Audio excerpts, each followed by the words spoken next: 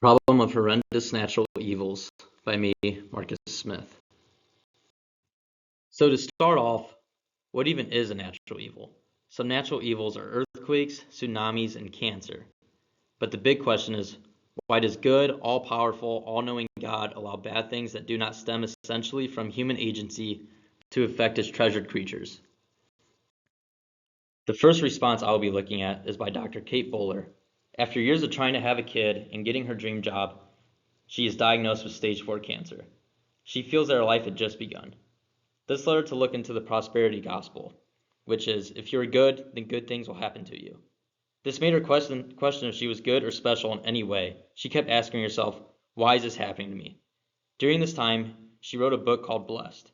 She talks about how people would write saying stuff like, there has to be a reason that this is happening to you.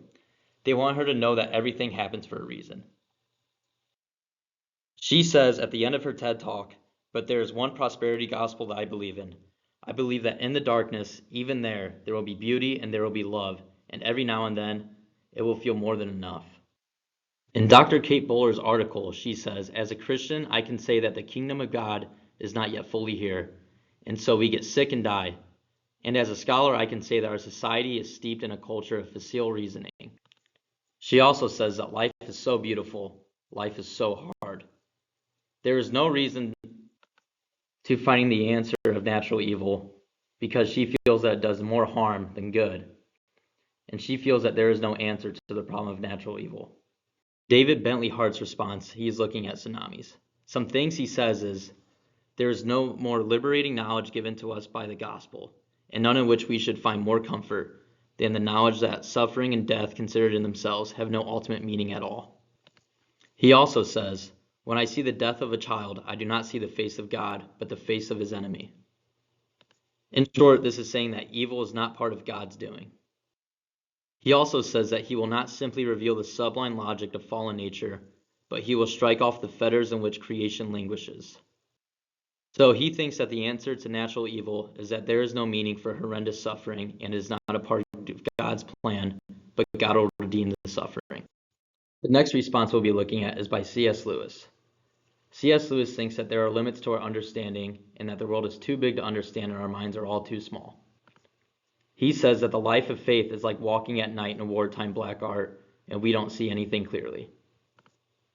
This, in short, is pretty much saying that not everything comes into sharp focus. C.S. Lewis also says that God has not been trying to experiment on my faith or love in order to find out their quality. He knew it already. It was I who didn't. C.S. Lewis believes that we need to hold on to Christ who suffers, just as the suffering Christ held on to us. He also thinks that suffering can help us become better people. His answer to the problem of natural evil is that we go through suffering to draw us closer to God. Lewis saw Christianity as a way of helping him cope with the world's sorrow and pain. The next response I'll be looking at is by Marcus Aurelius. In Marcus Aurelius' book, Meditations, it states, it is a natural thing and nothing natural is evil. He also says, it can ruin your life only if it ruins your character. Otherwise, it cannot harm you inside or out.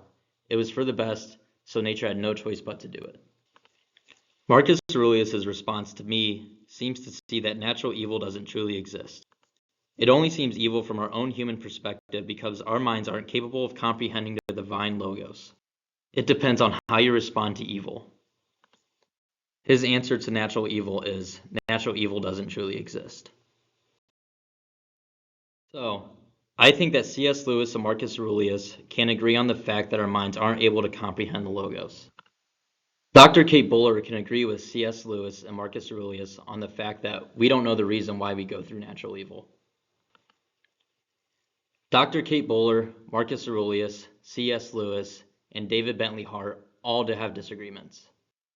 So to start, Kate Bowler thinks that there is sometimes no answer to this question and trying to find one can do more harm than good.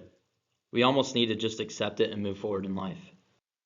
Marcus Aurelius, on the other hand, doesn't see anything natural to be evil. C.S. Lewis believes that suffering can make us better people and draw us closer to God. And finally, David Bentley Hart thinks that there is no meaning for suffering and that it's not a part of God's plan.